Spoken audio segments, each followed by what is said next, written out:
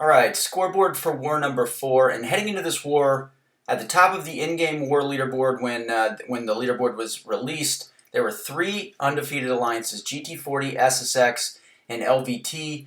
The matching system likes to pit alliances with the same record against each other, but typically will match alliances that are closest in war rating first. So GT40 and SSX, they were closer in war rating than GT40 and LVT.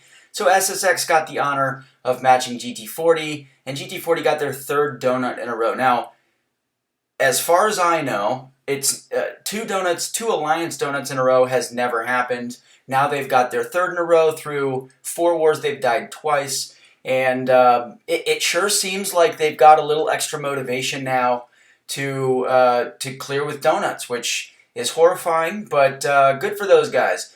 LVT, speaking of, we did match Paulo, and we got the win. It was a fairly ugly war on both sides, but we managed to squeak out a win. So we finished this war 4-0, and guess what? We have matched GT40. So my sole goal in this war against GT40 is to ruin their donut streak. No offense to the GT40 guys. It would just be kind of cool to be the alliance to stop them. Anyway, Salty and JA. 2-1, unbelievable.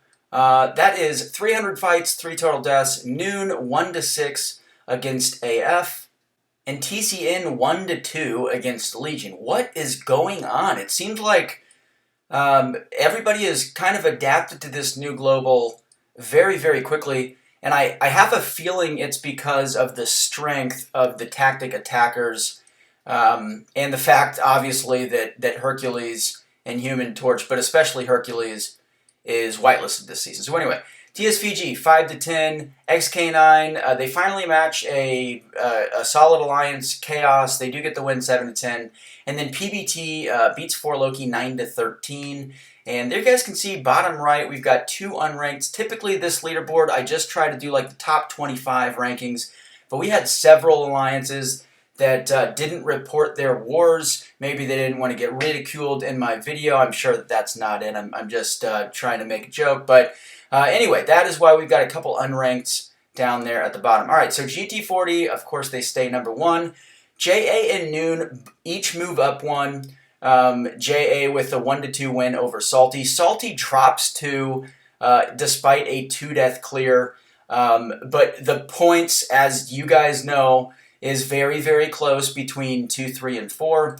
And Salty has a fairly substantial leg over TCN in the number 5 spot. So essentially, if one of these alliances loses and the others win, they're gonna kind of flip-flop positions and stuff. But anyway, JA 2nd in efficiency, 4th in strength of schedule. Salty 3rd in efficiency, 2nd strength of schedule.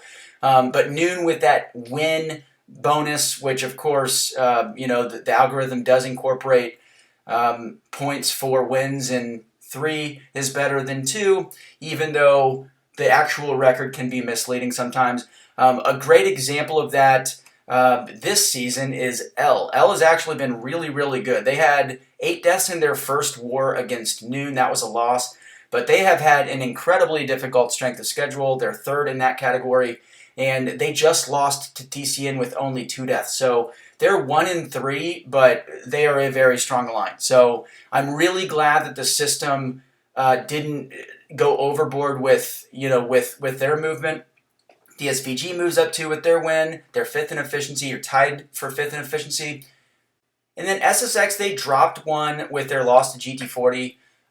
But they stay ahead of LVT, which I was actually relieved to see. I was a little bit worried that the system, we did move up 1 spot in efficiency, so we've died fewer times total than SSX by literally 1 death.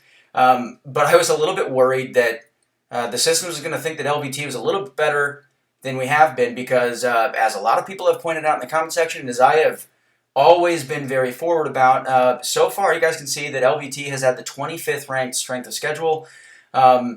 We have not faced the same type of alliances or the same level of alliances as SSX, Legion, and a lot of those other alliances ahead of us, or all of the alliances ahead of us. So this system did react to our 4th win. the fact that we moved up to 9th in efficiency, but it didn't overreact in such a way that catapulted us above alliances that are, frankly, I still believe are just objectively stronger alliances than us. We've got a real test this war against GT40. We'll see how we respond, and obviously our strength of schedule rank will change after that. But anyway, I just wanted to make a comment about that. And then XK9, they obviously got a win. And they are tied for 5th in efficiency, but their strength of schedule is still unranked. So again, system is doing its job, and I was really relieved to see that.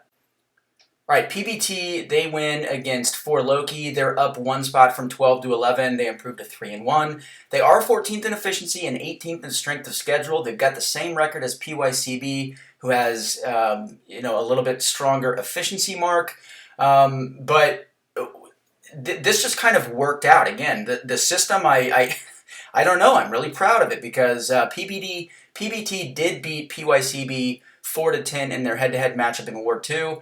Not that necessarily makes them a stronger alliance than PYCB, but it at least justifies the fact that they are 1 rank above PYCB. And then Matrix, they've struggled this season. I think that they've been abnormally inefficient. Usually they're much more efficient, but they are 2-2. They're still a top 15 alliance. 4 Loki drops 1. They're 2-2, 12th in efficiency, 20th in strength of schedule. And then Chaos is up 2. AF is up 2. Next is up 4. And that is because a lot of the alliance, or several alliances, didn't report their war. So F&G was ranked 15th. I don't know what the results or the score were from their war. And I wanted to get this video out this morning. So they dropped. They still have all of their cumulative points throughout the season on this spreadsheet, so they are still 20th. But yeah, that's the reason. And then Revod, they moved into the sheet. They were unranked last war. So anyway, that is it, guys. Leave a like and a comment. Let me know what you think. Not a whole lot to be upset about this week, but you're certainly welcome to post silly comments if you want. I always have fun reading those, and I will catch you in the next video.